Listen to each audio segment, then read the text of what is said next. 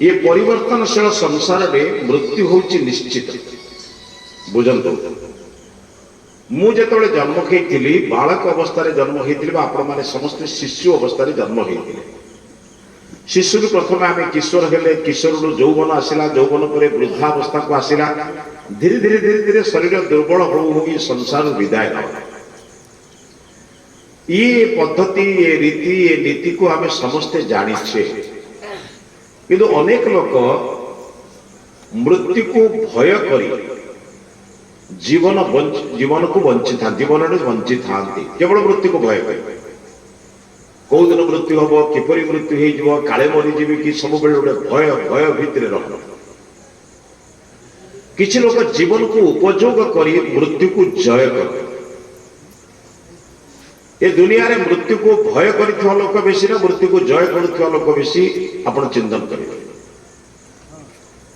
आ मनुष्य आदि मृत्यु सहित भावी मृत्यु गोटे हम बोली भाविनी मत दिन संसार विदाय नाक पड़ो एक से ठीक रे चिंतन करनी जदि से चिंतन करता जे मत दिन संसार विदाय नाक पड़ो ताले विदाय पूर्व लोके आवश्यक पदार्थ गुड़ी को एकाठी करना आपण माने बंधु घर को जाइए एबे भी विभिन्न बंधु घर को आपण आछंती आपण बंधु घर को आसिला बेले आपणकर बैग रे आपणकर नित्य व्यवहार जो पदार्थ किछि धरि के आस्ता लुगाटी पाल्टिबे दरकार आपणकर जहा अमल टमल जदि थाए कि भवन जहा आवश्यक निहाती आवश्यक पदार्थ धरि के आस्ता सेगुडी के एठी व्यवहार कर सरला परे जो दिन आपण जीवार कथा हुए आपण निज गृह को बाहरती से दिन विच्छुड़ित अवस्था रे बाहर पड़ीथिबा पदार्थ गुडी को एकाठी करंती ना नहीं कहीं एकाठी करंती ना छाड़ी देले असुविधा रे पड़िबे ताकू सबु जोड़ी की जदि सांगरे मु जीबी ताहाले मोर घरे जाई पहुंचले मध्ये मु सुविधा रे चली जाई ए पई त नियम किंतु आपण जानि छथि दिने जीवन रे एमिति विदाय नेबे आ फेरी फेरी मनुष्य बुझिवा दरकार विदाय पूर्व अंततपक्षे मनुष्य को विदाय रहस्य बुझे कि जी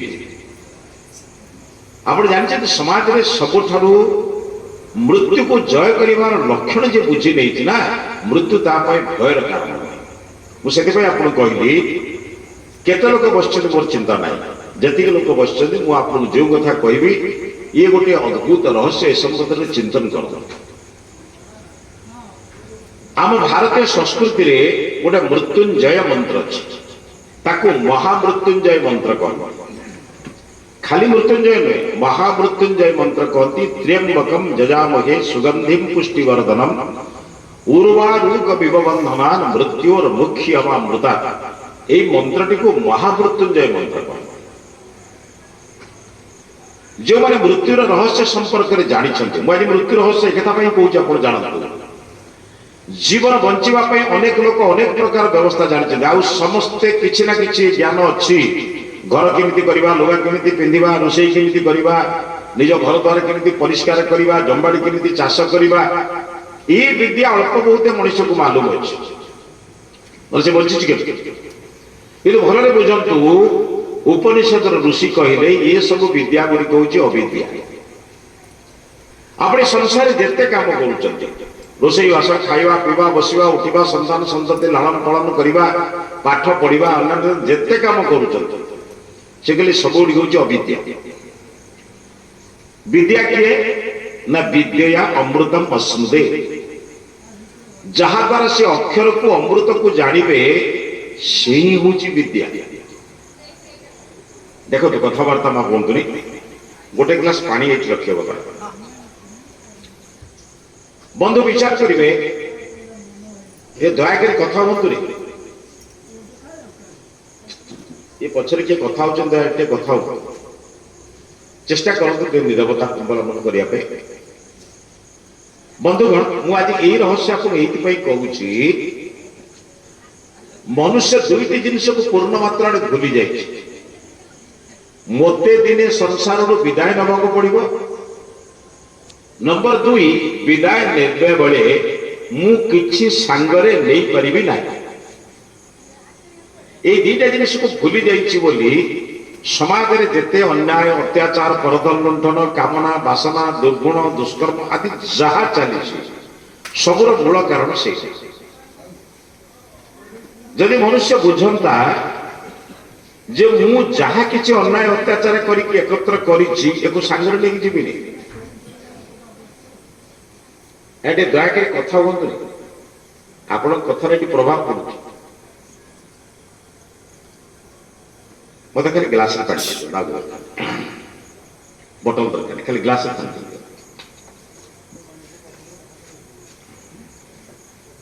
एठी बसिले से कथा अलगा बसते कथा बेले बंधुगण ए मु आपण मानको एक कथा कहबार कारण होउची समाज रे बंचिबा पई परमात्मा हमको एक सुंदर मनुष्य शरीर दैछि जानते दुनिया जेते शरीर अच्छी सबठारु श्रेष्ठ शरीर होउची मनुष्य शरीर बहुत तपस्या फल रे मनुष्य शरीर मिल जाए मु कहूनी भागवतकार कहले अनेक जन्म तप फले मनुष्य जन्म मोहि तले दुर्लभ नर कले वर नरक निस्तारण द्वार जो मनुष्य जन्म में पाइछे मागणा पाइना बहु जन्म जन्मांतर तपस्या फल मिली हमको केते पशु पक्षी कीट पतंग जन्म को अतिक्रमण करी करी करी करी शेष जन्म मिली ये मुक्तिर द्वार नरक निस्तारण द्वार नरक निस्तार हवार द्वार मिली जदि द्वार को आप अतिक्रमण न करेंगे आपण दुर्भाग्य आप कौन कर किंतु द्वार मिली आप से बाटे जापर यही द्वार मार्ग में आपण ईश्वर साक्षात्कार आनंद अनुभव करें किंतु आप न करवा आपण निर्भर कर सबुठ बड़ कथा हूँ ईश्वर क्या असहाय कर जन्म देना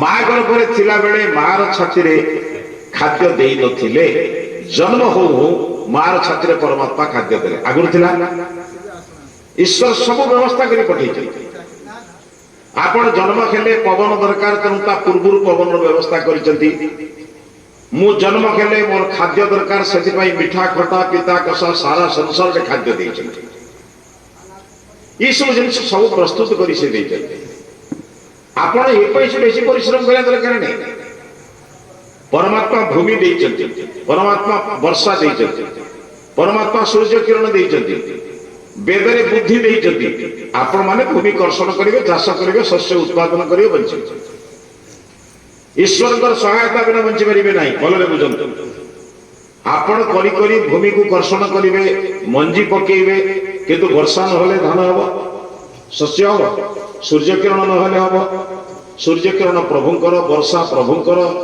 जहां आप देखिए सब प्रभुंकर पदार्थ प्रभु सकल पदार्थ दे तुमको पठेई ईश्वर को मांगा दरकार नहीं ईश्वर सब जिन पठे ईश्वर को गोटे कथा मांगा दरकार देइतिबा पदार्थ को ठीक रे उपयोग करी केमी आपण माने जेतिक लोक बसचंदी मु आपन पचन जीवन रे छाड़ी जीवा जिनिस अधिक करिसंती ना सांगरे नवा जिनिस अधिक करिसंती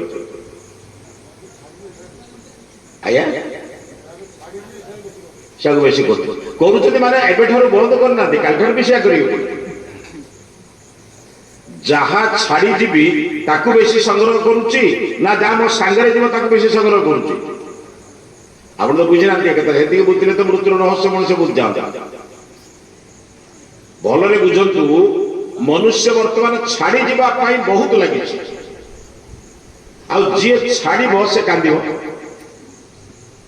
जी छाड़ी जीव नहीं से कम कांद उदाहरण दिंतु मनकर जो आप शुणिले बॉम्बे नगरी में सुनार दर वर्तमान 10 ग्राम को 20,000 टका धरी गोटे उदाहरण दूसरी आपने भाविले आमर ये ओडिशा रे 70,000 80,000 होता बेले बॉम्बे रे 20,000 मिलूँ तेणु आम जा संग्रह करवा दरकार आपण मैंने कौन कले निज निजर जड़े लोकर पाखे लक्ष टंका अच्छी जन पाखे 20,000 टंका अच्छी से लक्ष टंका 5 भरी किणला 100 ग्राम गोटे किलो जोटा कौन 10 ग्राम 5 गुण से किणी पारला बेले आप गोटे ग्राम 10 ग्राम किणले से 50 ग्राम किणला आप 10 ग्राम किणले ଧରନ୍ତୁ ଷ୍ଟେସନରେ ଆସି ପହଞ୍ଚିଲା ବେଳେ ମହାରାଷ୍ଟ୍ର ସରକାର ଏକ ଘୋଷଣାନାମା କଲେ ଯେ କେହି ଓଡ଼ିଶାକୁ କୌଣସି ସୁନା ଜିନିଷ ନେଇ ଯାଇପାରିବ ନାହିଁ।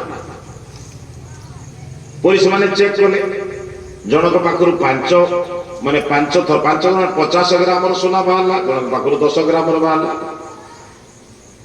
ଏ ଦୁଇଟା ଜିନିଷ ସରକାରଙ୍କ ଟ୍ରେଜେରୀ ଡିପୋଜିଟ୍ ହେବ, ଆପଣ ନେଇପାରିବେ ନାହିଁ। ତାହେଲେ ଯିଏ 50 ଗ୍ରାମ ସୁନା, ଲକ୍ଷେ ଟଙ୍କାର ସୁନା ଛାଡ଼ିଲା, ସିଏ ଅଧିକ କାନ୍ଦିବ ନା 10 ଗ୍ରାମ ବାଲା କାନ୍ଦିବ?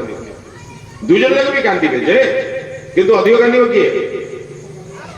ତାହେଲେ ଆପଣ ଅଧିକ କାନ୍ଦିବା ଉଦ୍ଦେଶ୍ୟରେ ସମ୍ପତ୍ତି ରୋଜଗାର କରୁଛନ୍ତି ନା ହସି ହସି ଯିବା ପାଇଁ ସମ୍ପତ୍ତି ରୋଜଗାର କରୁଛନ୍ତି? ନିଜକୁ ପଚାରିବା। ଆମ ସଂସାରରେ ପରମାତ୍ମା ଆମକୁ କହିଛନ୍ତି ବାବୁରେ 50 ବର୍ଷ ବଞ୍ଚିବାର ରହସ୍ୟ ଶିଖ, 50 ବର୍ଷ ଯିବାର ରହସ୍ୟ ଶିଖ। ମନୁଷ୍ୟର ଜୀବନକୁ 100 ବର୍ଷ ବୋଲି କଳ୍ପନା କରାଯାଇଛି। 100 ବର୍ଷ ଭିତରେ 4ଟି ଆଶ୍ରମ କରାଯାଇଛି। ବ୍ରହ୍ମଚର୍ଯ୍ୟ ଆଶ୍ରମ, ଗୃହସ୍ଥ ଆଶ୍ରମ, ବାନପ୍ରସ୍ଥ ଆଶ୍ରମ, ସନ୍ନ୍ୟାସ ଆଶ୍ରମ। ବ୍ରହ୍ମଚର୍ଯ୍ୟ ଆଶ୍ରମ 25 ବର୍ଷ ବିଦ୍ୟା ଅଧ୍ୟୟନ କର, ଜ୍ଞାନ ଅର୍ଜନ କର। ସମାଜରେ କିପରି ଚଳିବ, ପିତାମାତାଙ୍କ ସହିତ କିପରି ଚଳିବ, ଭାଇ ବନ୍ଧୁ କୁଟୁମ୍ବ ସହିତ କେମିତି ଚଳିବ, ସଂସାରର ପ୍ରତ୍ୟେକ ପଦାର୍ଥକୁ ଜାଣିବା, ଭୂମି କ'ଣ, ସୂର୍ଯ୍ୟାଲୋକ କ'ଣ, ଚନ୍ଦ୍ର କ'ଣ, ବାୟୁ କ'ଣ, ଏକୁ ଜାଣିବା, ତାକୁ ପ୍ରୟୋଗ କରିବା। ତା 25 ବର୍ଷ ଯେତେବେଳେ ଗୃହସ୍ଥ ଜୀବନକୁ ଆସିଲେ, ଗୃହସ୍ଥ ଜୀବନରେ ଚିନ୍ତନ କରିବା ଆମର କର୍ତ୍ତବ୍ୟ କ'ଣ। ଗୃହସ୍ଥ ଜୀବନରେ ଯୋଡ଼ିଏ ଦାୟିତ୍ୱ, ଜାଣିଛ ଦାୟିତ୍ୱ। ଛୁଆମାନେ ଟିକେ ବନ୍ଦ କଲେ ଭଲ ଭଲ, ଚେଷ୍ଟା କରନ୍ତୁ। ଦେଖନ୍ତୁ,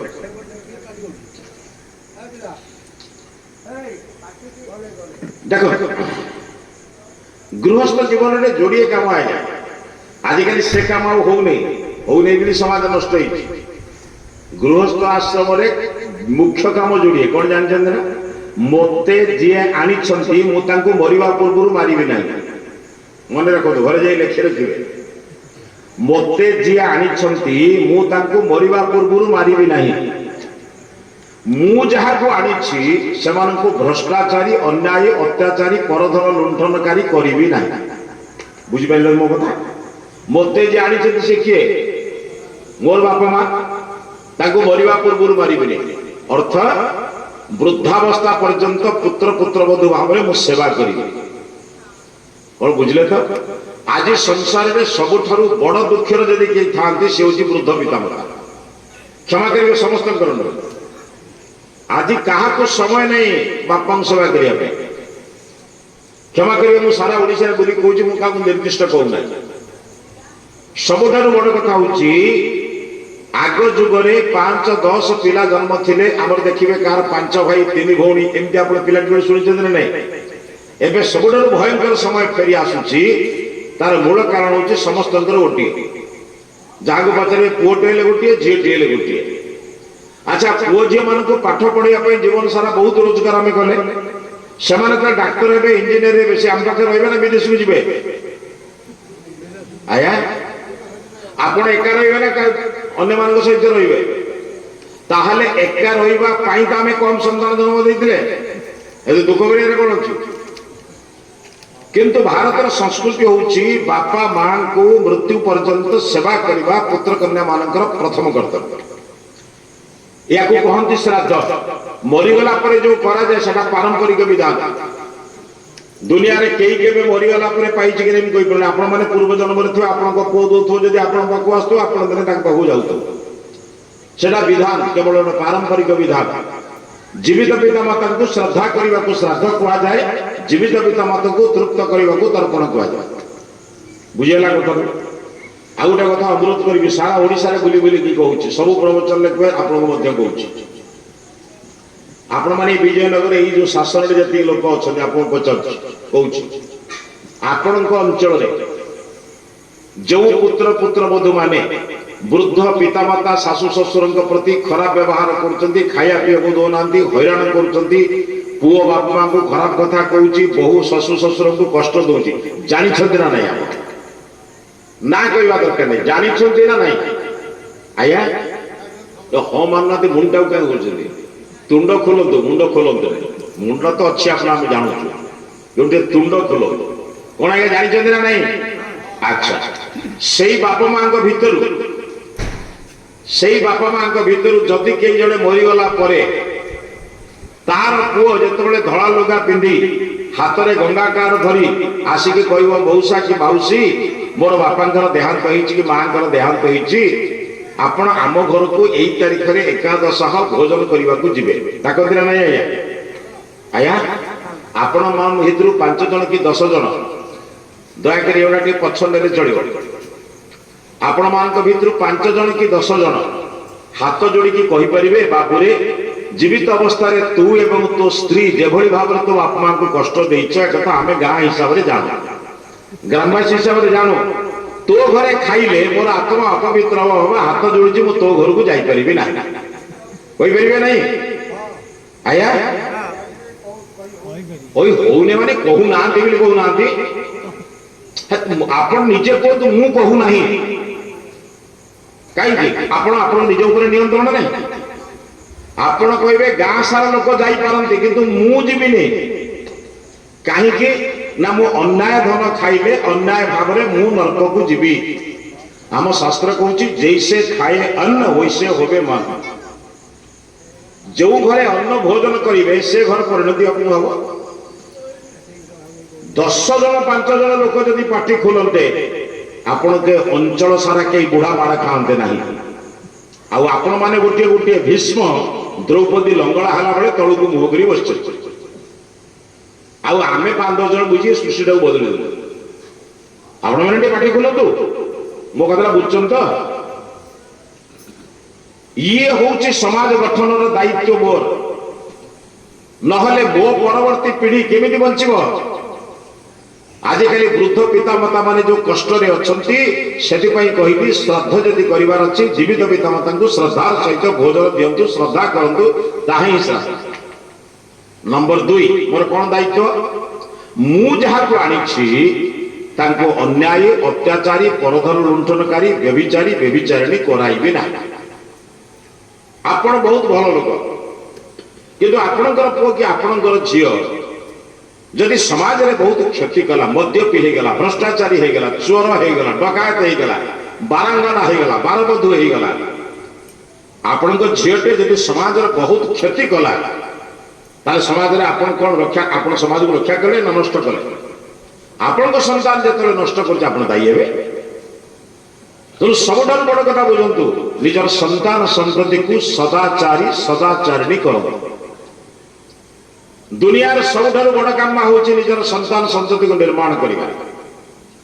ଆଜିକାଲି ଲୋକ ବୁଝୁଛନ୍ତି ରୋଜଗାର କରିବା ସବୁଠାରୁ ବଡ କାମ, ସେଥିପାଇଁ ଉଭୟ ଚାକିରି କରୁଛନ୍ତି। ମୁଁ ମନା ନାହିଁ, ଆଜି ଅର୍ଥ ଆବଶ୍ୟକ, ପତି ପତ୍ନୀ ଉଭୟ ରୋଜଗାର କରିବା କିଏ ମନା କରୁନି, କିନ୍ତୁ ପତି ପତ୍ନୀ ରୋଜଗାର କରୁଛ କଣ ପାଇଁ?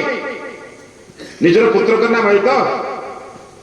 ଯଦି ରୋଜଗାର କରିସାରିଲା ପରେ ତମ ଝିଅଟି ବ୍ୟଭିଚାରିଣୀ ହେଇଗଲା, ତମ ପୁଅଟି ଭ୍ରଷ୍ଟାଚାରୀ ହେଇଗଲା, ତମ ସେ ରୋଜଗାର ମାନେ କଣ? ମୁଁ ପଇସା ରୋଜଗାର କରିବାରେ ଏତେ ବ୍ୟସ୍ତ ହେଲି ଯେ ନା ସନ୍ତାନକୁ ନିର୍ମାଣ କରିପାରିଲି, ନା ତା ପାଇଁ 5 ମିନିଟ ସମୟ ଦେଇପାରିଲି, ନା ତାଙ୍କୁ ରାମକୃଷ୍ଣଙ୍କ କଥା କହିପାରିଲି, ନା ତାଙ୍କୁ ଭଗତ ସିଂ କଥା କହିପାରିଲି, ନା ଶିବାଜୀ କି ପ୍ରତାପରୁଦ୍ର କଥା କହି, ନା ଲକ୍ଷ୍ମୀବାଇ କି ସୀତା ସାବିତ୍ରୀ କଥା କହିପାରିଲି। ତେଣୁ ମୋ ସନ୍ତାନ କେମିତି ଜାଣିବ? ମୋ କଥା ବୁଝୁଛନ୍ତି ତ? ତାର ପରିଣତି ହଉଛି ତମେ ଆଉ ତା ଠାରୁ ସେବା ପାଇବ ନାହିଁ, ଏବଂ ତମେ ଯୋଉ ଝିଅଟିକୁ ପ୍ରସ୍ତୁତ କରି ପଠେଇଲ ସିଏ ଆଉ ସେବା ଦବ ନାହିଁ। ସବୁଠାରୁ ଭୟଙ୍କର ମା ମାନେ, ସେମାନେ ନିଷ୍ପତ୍ତି କରିଛନ୍ତି ଆମ ଝିଅଟିକି ସେଇ ଘରେ ଦବୁ ଯେଉଁ ଘରେ 4 ଦିନ ଭିତରେ ବାହା ହେଇକି ସେ ପୁଅ ବୋହୂକୁ ନେଇ ପଳେଇବ। ମା ସେବା କରିବା ଦରକାର ନାହିଁ, ବାପ ସେବା କରିବା ଦରକାର ନାହିଁ, କିଛି କରିବା ଦରକାର ନାହିଁ। ଯୋଉଠି ଗୋଟିଏ ଥିବ ବାହାରେ ଚାକିରି କରୁଥିବ ସେଇଠି ଝିଅଟାକୁ ଦେବ। କଣ ଭୁଲ କହୁଛି? ଆଉ ଦେଇ ସାରିଲା ପରେ ବି ସବୁଦିନେ ଝିଅଟା ସହିତ କଥାବାର୍ତ୍ତା ହଉଥିବେ, କଣ କଲୁ ରେ, ଶାଶୁ କଣ କଲା, ବୋହୁ କଣ କଲା, କଥା ସବୁଦିନେ ସେ ଝିଅ ସାଙ୍ଗରେ କଥାବାର୍ତ୍ତା କରି ସେ ଘରକୁ ଭାଙ୍ଗିବା ପର୍ଯ୍ୟନ୍ତ ଲାଗିଥିଲା। ଠିକ କହୁଛି ନା ଭୁଲ କହୁଛି? ମା, ଯେଉଁ ଘରେ ଝିଅର ମାର ଅଧିକାର ଥାଏ ସେ ଘର ନିଶ୍ଚିତ ଭାଙ୍ଗିବ, ଆପଣ ଏଥିରେ ଗ୍ୟାରେଣ୍ଟି ନେଇଯାଅ। ଏବେ ତ ବର୍ତ୍ତମାନ ଭୋଜନ ସମୟ ନାଇଁ, ନିର୍ବାଚନ ସମୟ ଖାଲି ଗ୍ୟାରେଣ୍ଟି ଶୁଣୁଥିବେ ଆପଣ। କଣ ବୁଝିଲେ ତ? ଯେଉଁ ଘରେ ଝିଅର ମାର ଅଧିକାର ଥାଏ ଓ ବିଚାର ଚାଲେ से घर केबे दीर्घजीवी हेई परिबो नाही, दीर्घ दिन रहिबो नाही। भलरे बुझिबे। सेति भाई भारतीय संस्कृति रे विवाह संस्कार अछि। विवाह संस्कार माने कोन? विवाह संस्कार द्वारा हमको कहा जाए जड़े बधुर ससुर घर प्रति कर्तव्य कौन, कहीं से कर्तव्य बर्तन क्या पचारा। गोटे उदाहरण दूची, विवाह समय रे आमर गोटे हस्तग्रंथि हुए। हस्तग्रंथि रे 6टी मंत्र पढ़ा जाए। आम पौराणिक बंधु मैंने सी सब पढ़ुं कौन से दमयंती छाड़ुचे कथा। वैदिक विचार 6टी मंत्र अच्छे। गुभड़ा मिते सौभगत्वाय हस्तम मया पत्या जलदष्टिर यथासह आदि मंत्र 6टी अच्छे। से कहा जाए तम घर सौभाग्य पाई किए कौच कथा। बर कौच बधु को, बधु कौच बर को। बर कौच आम घर सौभाग्य पाई, बधु कौच तुम घर सौभाग्य। तुम घर माने आउ किछि दिन पर आम घर भी होइनी। बहुटा जो घर को गला पर किछि वर्ष पर कौन हुए, निज घर हो जाए ना पर घर हो जाए, निज घर किंतु समय क्रमे हम ना। आम सौभगत्वाय हस्तम दुर्भणामी, आम परिवार रे केबे दुर्भाग्य आसीबो नाही, एथिपय आम 2 जण मिसिले चिंता करि परछन तो।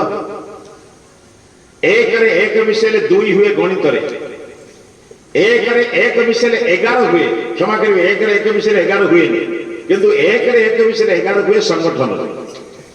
गोटे संगठन आम करुचे से कौन जन जन मिसिले 11 जन हुए ना नहीं, किंतु 1 रे 1 मिसेले 1 हुए दाम्पत्य जीवन। से पति को कहा जाए अर्धांग, पत्नी को कहा जाए अर्धांगिनी।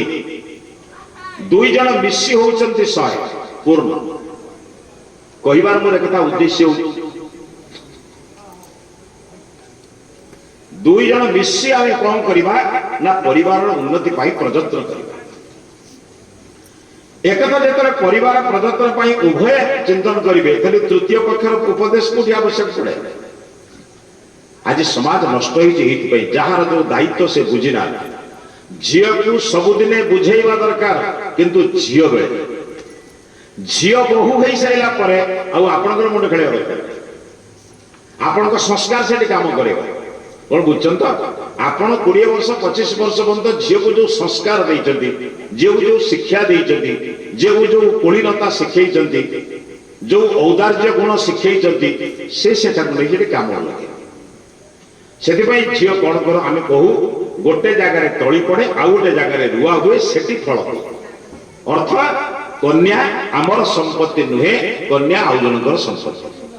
से पुओ अपेक्षा झील को अधिक संस्कार शिखा जदि घर को निर्माण करार अच्छे। किंतु केते वर्ष पर्यंत गृहस्थ जीवन थिला 25 वर्ष पर्यंत जोड़िए काम। बापा मां का सेवा करवा, सुंदर संतान उत्पादन करी समाज को देकी जिबा। तापर गोटे वानप्रस्थ समय आसे केते 50 वर्ष रु 75 वर्ष पर्यंत। किंतु आजिकल वानप्रस्थ कोठी ना, कोठी ना। भारत खोजी पकेले जदि कोटी रु गोटे खंडे मिलिबो बड़ कथा कल्पना, किंतु ना। आमे भागवत पढ़ुचु, भागवत पढ़ला बेले मुंड हलै पढ़ुचु, ताको भी दरकार पड़ले हरिआट करुचु, विभिन्न प्रकार कथा करुचु। भागवत लिखाई बयस तृतीय प्रापते तेबे चलिबो वन पथे, लिखाई ना नहीं आया। गणी गले गणी गणी जातु 45 46 47 48 49 पर केते 50 50 परटा केते 51 ना एका घर 51 पड़ुछन घर करछन्ती आलाउटा कोन ओदरा बुझछन तो। आपण 25 वर्ष काल पाठ पढ़िले, ज्ञान अर्जन कले, तापर 25 वर्ष काल बाप मां का सेवा कले, संतान निर्माण कले, ज्ञान अर्जन कले, जो ज्ञानटा पढ़िथिले से काम लगे। ताकू 50-60 वर्ष पर कौन करेंगे? समाज कल्याण काम लगे। कौन समाज कल्याण काम ना? समाज रे जो जो घरे पति पत्नी विवाद, भाई भाई रे विवाद, किछि विवाद होछि त कौन करेंगे? अरे भाई एपटे कम जीवासा कर,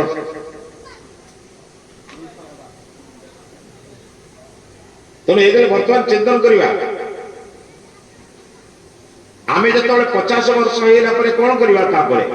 जो घरे पति पत्नी विवाद, भाई भाई विवाद, बाप पुओ विवाद अच्छी, कई तो जन भांगे जी से किए ना यही जो बानप्रस्थी मानकर काम थिला प्रति परिवार रे बसी समस्त प्रकार जहा जहा मतांतर थिला तार निराकरण करते सेदि भाई देखिबे काहारी घरे मतांतर नथिला एमाने घर घर जाई बोलुथिले बानप्रस्थी माने उपदेश देउथिले ए गाँव वयस्क लोक मैंने आर गाँव बुझाऊे से गाँव लोक मैंने आउ कौ गाँव को जाऊे से गाँव को निज गाँव में नुहे निज गाँव में परिचित अच्छी ना तेणु बानप्रस्थ मैंने अलग अलग स्थान में रोते घर को 5 दिन आसुले बाहर 25 दिन करुले बानप्रस्थ आश्रम यही समाज कल्याण करी बयस बढ़ी जाए 75 वर्ष में सन्यास आश्रम कहुए 75 वर्ष बयस को सन्यास कहुए सन्यास माने सबू किसी दायित्व परिवार को दे साइला परे केवल ईश्वर अनुसंधान आनंद अनुसंधान जीवा को सन्यास कहुए मु अन्य मान बंची अर्थ समाज समस्ते मोर पुत्र कन्या से समस्त बाबा हमें सन्यासी को बाबाजी बोली कह बाबा माने कौन बाबा बापा भरी नारीटी होते माँ परी तेणु माताजी शब्दटा कहुए कहबार मोर उद्देश्य हूँ समाज बर्तमान ये समय जदि ना समाज बदल केमती आज कहारी घरे वर्तमान जो विवाद हो जो चली से विवाद भंजन करने लोक कहते परिवार रे मतांतर हवा स्वाभाविक पति पत्नी हो भाई भाई हो एम भर छोट छोट कथार मतांतर हम ना नहीं से मतांतर भांगा लोक किए एथिपाई जड़े विद्वान जड़े विदुषी बानप्रस्थ बयसर आवश्यकता थिला बर्तमान सेटा नहीं आउ कथा बुझे 50 वर्ष पर्यंत संपत्ति जिते पारुछ जोड़ंतु किंतु 50 वर्ष अतिक्रमण हो सारा पर ईश्वर आशीर्वाद ईश्वर संपत्ति जोड़ंतु अर्थ धर्म काम मोक्ष परोपकार सेवा अहिंसा सत्य हस्त युवाक जोड़ंतु एवं कौन धन संपत्ति रोजगार करेंगे एबे आपण जदि घर करिवे लोक कोन कहबे अरे जो घर करबा कथा कोनु ए घर कोन करूछु बर्तमान तू जो घर को जीवु से घर कथा विचार कर कोठी जीवा दिने भगवान को द्वारा जीवा से घर पाई किछि चिंता कर ये घर तो बहुत करूनी आज मनुष्य एगुड़ा को बुझु नहीं मुझे मृत्यु रहस्य आपको गोटे उदाहरण दूची जीवा संपत्ति केते रखिले छाड़वा संपत्ति केते रखिछन जे छाड़वा संपत्ति अधिक रखिब से दुख रे जीव जे नवा संपत्ति अधिक रखिब से खुशी रे जीव आम समाज में मृत्यु को भय करिवार को लिखा ही नहीं वेद गोटे सुंदर मंत्र से जस्य छायामृतम जस्य मृत्यु कस्मै देवाय हविषा विधेम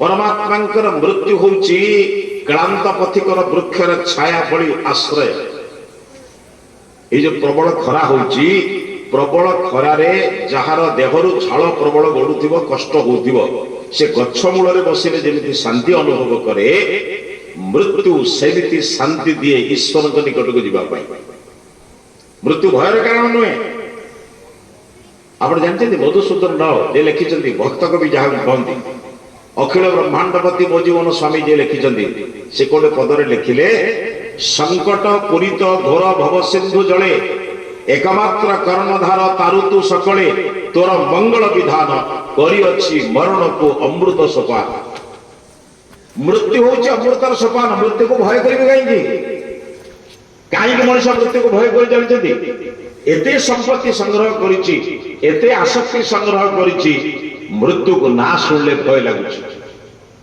जो सुख भोग करुछि मरिगले अबळिबनी एई पई भय करुछि तो किंतु सुख भोग को न छाड़िले हबनी आपण जानते दैया दिने आदौ चंछा नथिबा काठ ऊपर सोइयो पड़िबो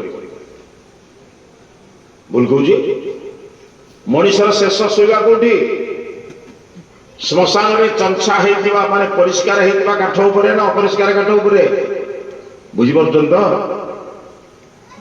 मनुष्यर शेष वस्त्र होउछि निजर वस्त्र नुहे अन्य मानक द्वारा प्रदत्त वस्त्र निजर शेष जान तम जान नुहे तुमको आउ गोटे जान 6 खंड काठ सहित जोड़ा पड़ो बुझुन तो एगुड़िक मनुष्य पूर्व देखे लक्ष्य करे से संसार विरक्त हो